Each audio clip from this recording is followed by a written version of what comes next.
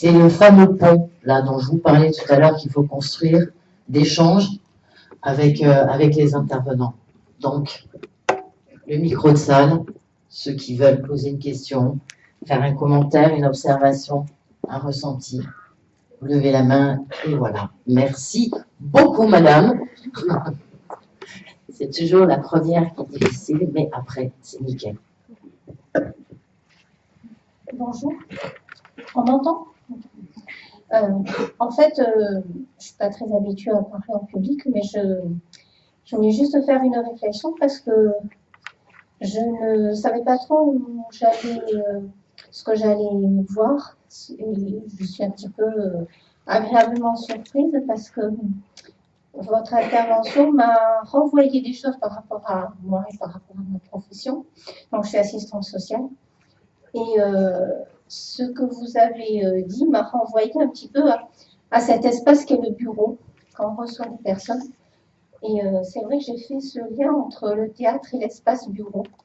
Où, c'est pas un théâtre, hein, je ne vais pas aller là-dessus, mais ça m'a fait des flashs comme ça et je voulais juste vous en faire part.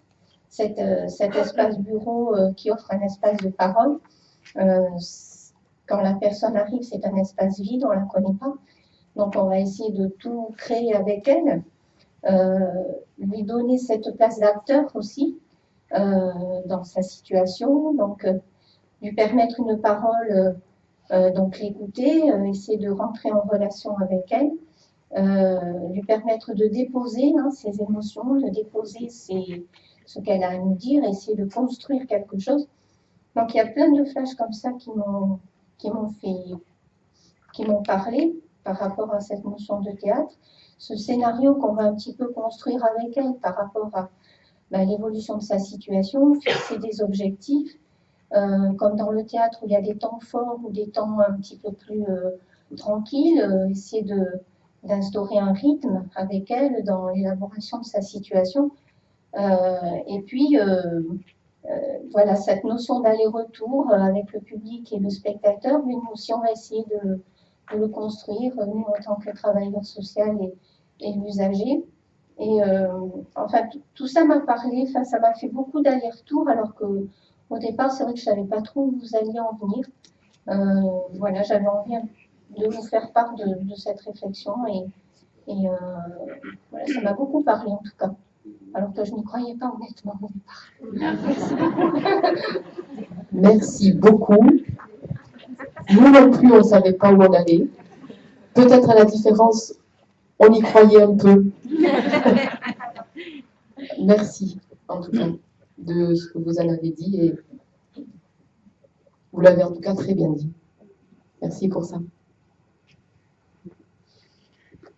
Est-ce qu'il y aurait une deuxième personne qui aimerait dire quelque chose?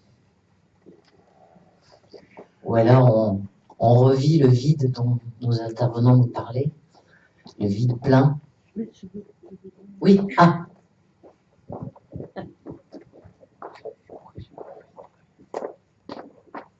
Merci.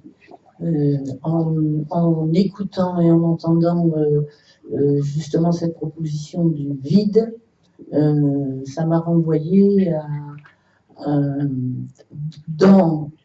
je pense à l'activité d'accueil de petits dans des lieux d'accueil parents-enfants. C'est par rapport à ce cadre de ce théâtre-là que je pense là en ce moment. Et c'est vrai que j'aurais sans doute du mal, je dois lutter pour ne pas remplir le vide. Et faire des propositions aux enfants de trucs, de machins, de toutes les couleurs, avec des bruits. Je lutte un peu contre les objets sonores, mais vite je comblerai le vide pour proposer des choses qui remplissent. Et je me dis que, en écoutant comment le vide est capable d'amener la création de pensée et de langage, je vous remercie de me remettre sur l'idée de me méfier du remplissage.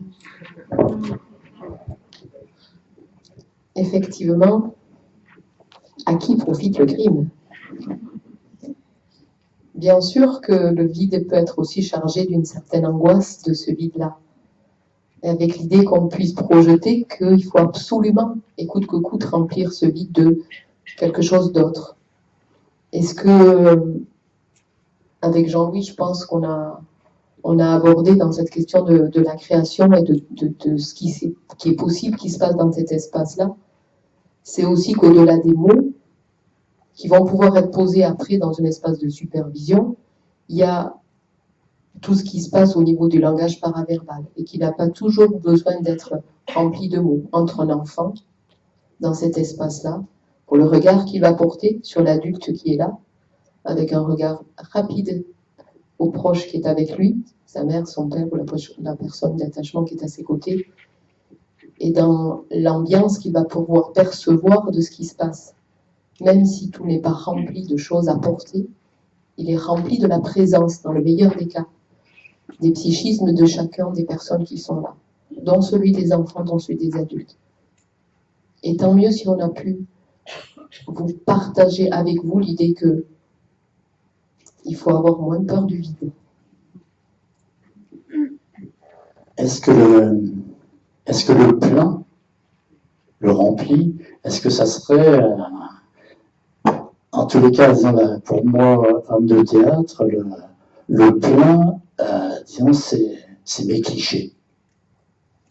C'est mes idées toutes faites, c'est mes réponses aussi toutes faites, voilà, c'est mes associations toutes faites, c'est mon bazar voilà, avec lequel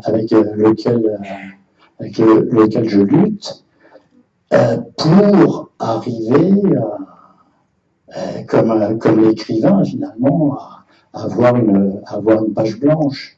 Hein, disons, c'est là. Et là, tu évoques les lieux d'accueil. Disons, si est-ce qu'on a envie d'écrire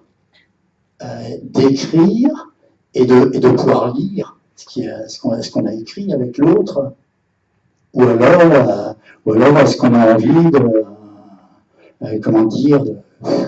d'être dans une surcharge de laquelle il va être difficile d'extraire, voilà, disons, ce qui s'est dessiné, ce qui s'est joué, ce qui s'est dit, ce qui s'est... Je trouve donc, que l'espace vide, c'est pas l'espace du rien, mais c'est l'espace du choix. C'est l'espace de la décision, c'est l'espace aussi de l'accueil. Hein, c'est toute cette place qui permet, voilà, que le récit, que l'histoire, puisse se poser, se déposer, se raconter, et qu'elle puisse être reçue et entendue. L'espace de la pensée.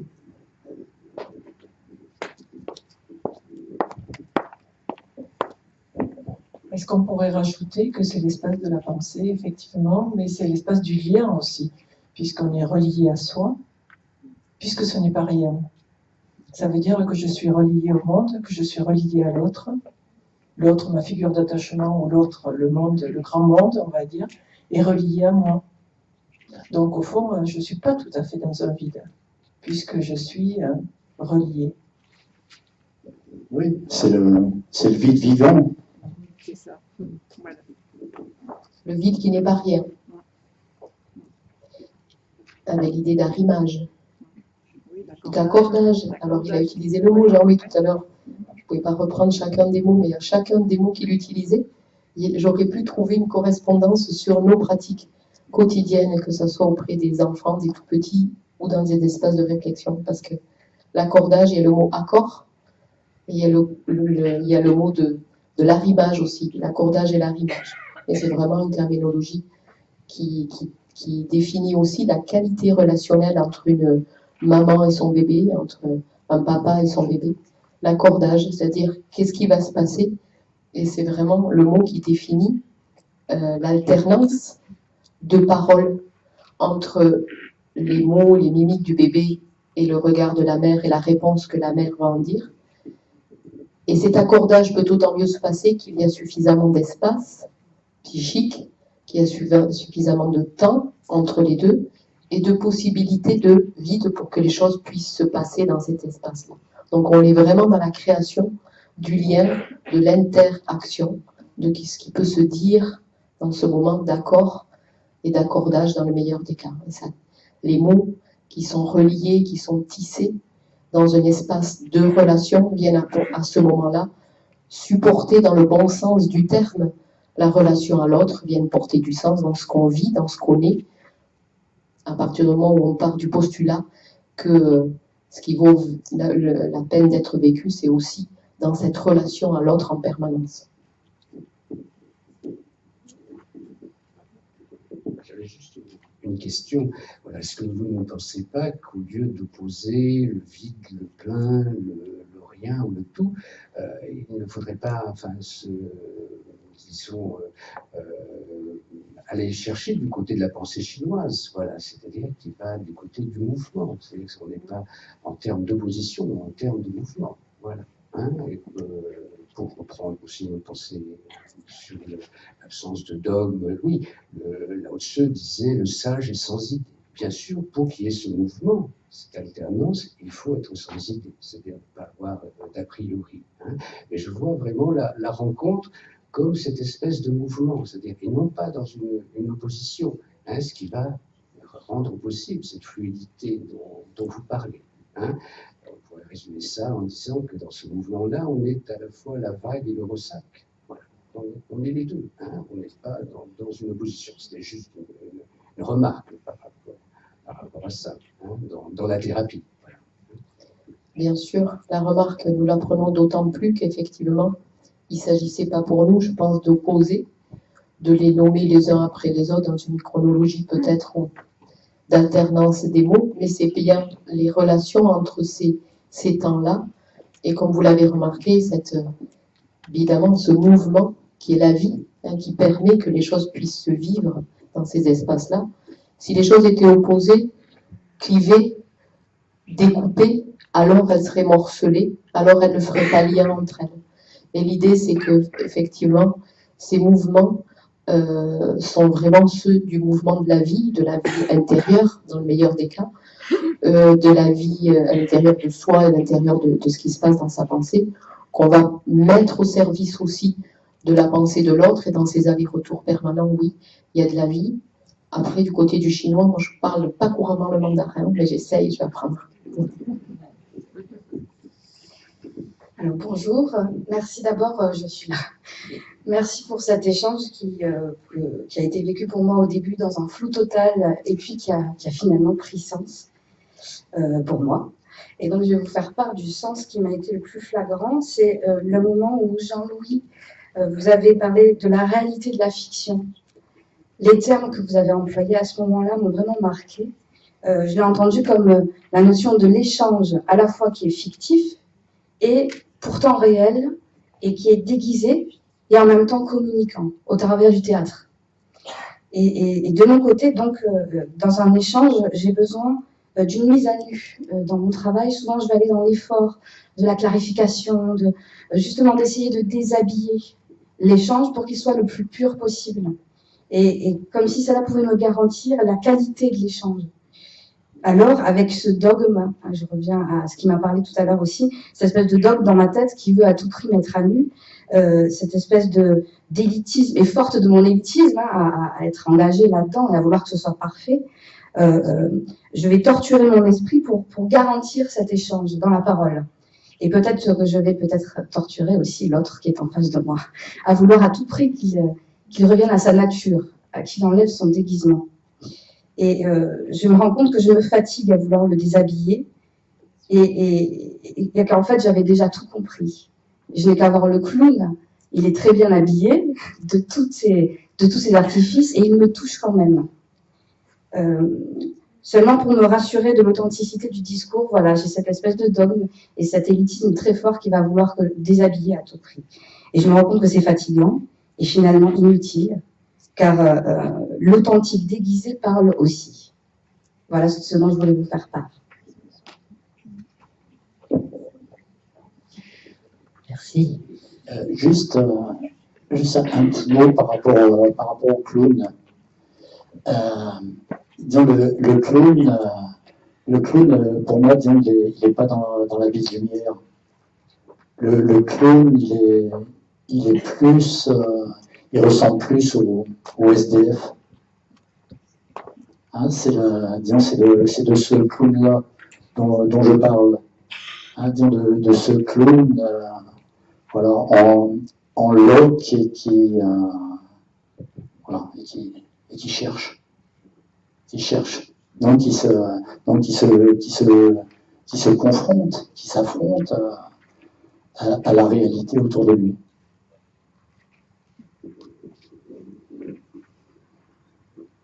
Je voulais vous remercier de la façon dont vous avez pu vous approprier ce qu'on vous proposait avec Jean-Louis ce matin.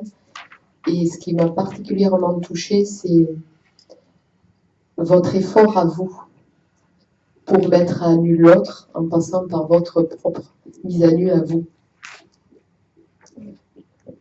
Et il y a quelque chose de très fort dans ça. Et si il y a l'idée d'un arrêt d'épuisement pour vous dans ce que vous avez pu cueillir peut-être ce matin au travers de ce qu'on s'est parlé, alors tant mieux. Et tant mieux pour vous dans la qualité du travail de ce que vous faites et dans la rencontre de l'autre, dans les choses effectivement qu'on peut laisser en passant, c'est parfois déposer des oripeaux, parfois déposer quelque chose qui est du côté de cette souffrance-là, et les recueillir et les redéposer. Et il y a aussi dans cette idée de clown et de SDF, quelque chose qui est en permanence au travail, en fait. Un dernier mot, Jean-Louis. J'ai les conclusions. Un dernier mot. Voilà. Alors, si vous voulez, j'ai un petit texte. C'est rigolo parce que quand on avait un petit peu échangé avec Jean-Louis pour savoir comment on allait mener sur la structure, on avait parlé du démarrage, je ne savais pas qu'on allait conclure. Et il me disait, on trouvera. Il a trouvé apparemment. C'est François Chêne.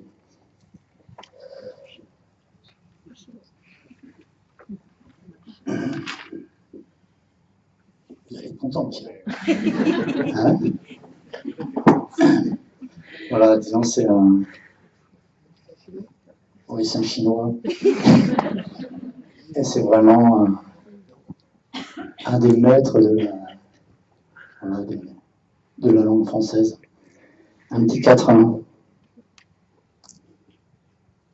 Lorsque nous nous parlons, le rêve est à venir.